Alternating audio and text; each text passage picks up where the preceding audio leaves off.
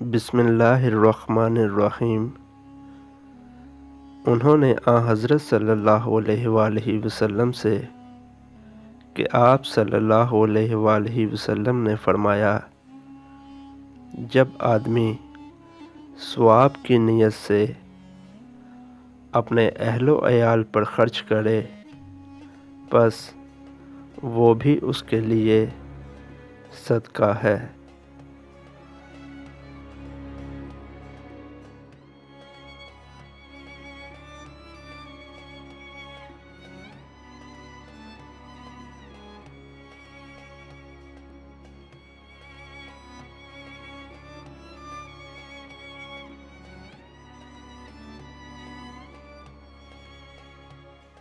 بسم اللہ الرحمن الرحیم۔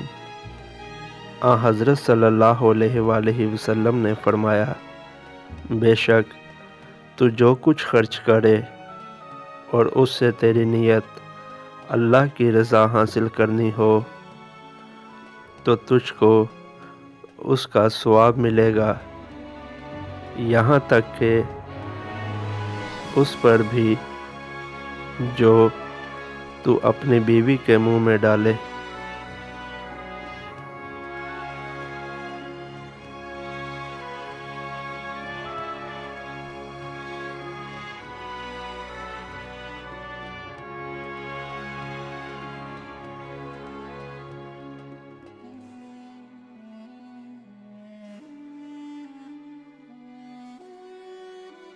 بسم اللہ الرحمن الرحیم۔